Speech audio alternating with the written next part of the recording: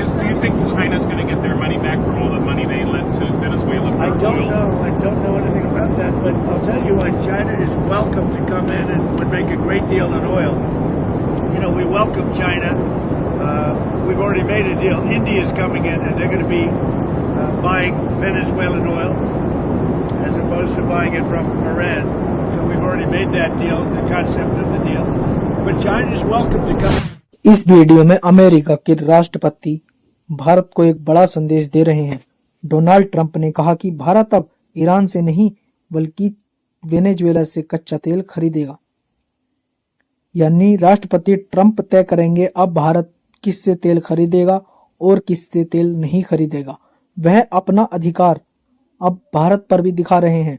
उन्होंने कहा कि भारत अब ईरान से नहीं वेनेजुएला से तेल खरीदेगा। ट्रंप का दावा है कि भारत और वेनेजुएला के बीच तेल खरीद को लेकर सौदा हो चुका है। यह बयान डोनाल्ड ट्रंप ने वाशिंगटन डीसी से एयरफोर्स वन विमान में पत्रकार से बातचीत के दौरान दिया। हालांकि इस पर भारत की तरफ से कोई आधिकारिक प्रतिक्रिया नहीं आई है। ट्रंप ने दावा किया है कि हम पहले ही डील कर चुके हैं। भारत अब ईरान से नहीं बल्कि वेनेजुएला से तेल खरीदेगा। उन्होंने यह भी कहा कि भारत के साथ इस सौदे पर पूरी सहमति बन चुकी है। डोनाल्ड ट्रंप के मुताबिक अगर चीन चाहे तो वह भी वेनेजुएला से तेल खरीद सकता है। दोस्तों, गौर करने वाली बात यह है कि प्रधानमंत्री मोदी ने 2 दिन पहले ही वेनेजुएला की कार्यवाहक राष्ट्रपति डेल्सी रोड्रिगेज से टेलीफोन पर बातचीत की थी। यह बातचीत 30 जनवरी को हुई थी। इस दौरान दोनों नेताओं ने भारत और वेनेजुएला के द्विपक्षीय संबंधों को और मजबूत करने पर सहमति जताई थी। प्रधानमंत्री मोदी ने एक्स सोशल मीडिया पोस्ट के जरिए बताया कि दोनों देशों ने साझेदारी को और गहरा करने और आने वाले वर्षों में रिश्तों को नई ऊंचाइयों तक ले जाने का साझा फैसला किया है। भारत के लिए एक राहत की खबर अमेरिका से आ रही है। ट्रंप ने कहा कि अमेरिका ने भारत पर टैरिफ 50% से घटाकर 18% कर दिया है। ट्रंप ने सोमवार को सुबह नरेंद्र मोदी से फोन पर बातचीत की। इसके बाद रात करीब 10:30 बजे ट्रंप ने social media platform truth social पर ट्रेड डील की घोषणा की और क्या कहा, आज सुबह भारत के प्रधानमंत्री नरेंद्र मोदी से बात करना मेरे लिए सम्मान की बात थी। हमने रूस यूक्रेन युद्ध सहित कई मुद्दों पर चर्चा की। पीएम मोदी ने रूस से तेल की खरीद बंद करने पर सहमति जताई है। भारत अब अमेरिका से तेल खरीदेगा। इसके अलावा वेनेजुएला से तेल खरीद की संभावना पर बात हुई है। इससे यूक्रेन में चल रहा युद्ध खत्म करने में मदद मिलेगी, जहां हर हफ्ते हजारों लोगों की जान जा रही है। प्रधानमंत्री मोदी की दोस्ती, सम्मान और उनके अनुरोध पर हमने अमेरिका और भारत के बीच तुरंत एक ट्रेड डील पर सहमति जताई है। इसके तहत अमेरिका भारत पर लगाया जाने वाला रेसिप्रोकल टैरिफ 25% से घटाकर 18% करेगा। वहीं भारत भी अमेरिका के खिलाफ अपने टैरिफ और गैर टैरिफ बाधाओं को घटाकर शून्य करने की दिशा में आगे बढ़ेगा।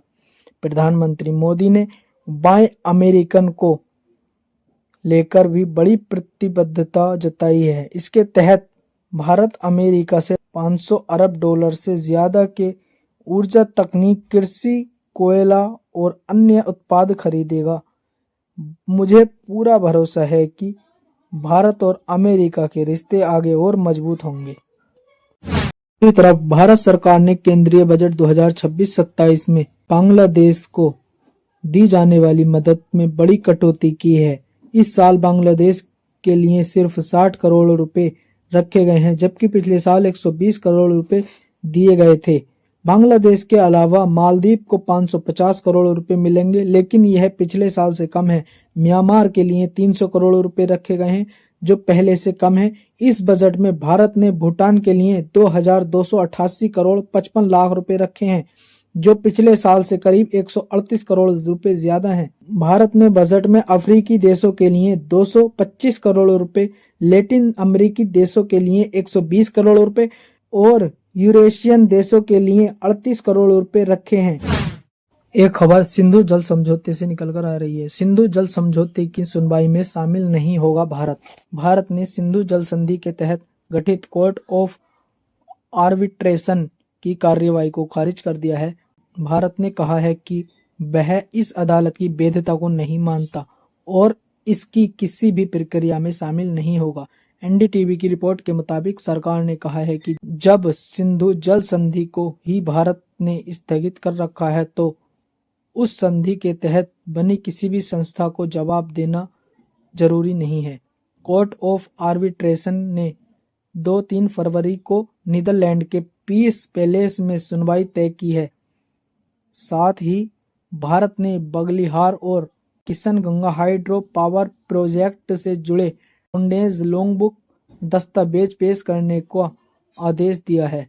भारत ने इस आदेशों का जवाब देने से इनकार कर दिया है। पाकिस्तान अकेले ही देगा दलीलें। कोर्ट ने 24 जनवरी 2026 के आदेश में कहा कि अगर भारत मौजूद नहीं रहता तो पाकिस्तान अकेले ही सुनवाई में दलीलें देगा।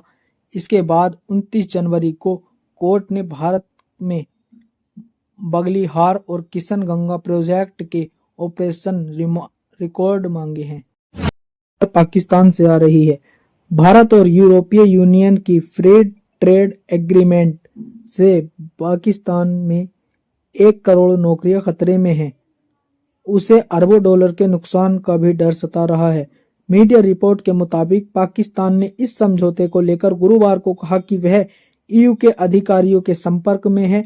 वो ये समझने की कोशिश कर रहा है कि भारत यूरोपीय यूनियन फ्री ट्रेड एग्रीमेंट का उसके निर्यात पर क्या असर पड़ेगा।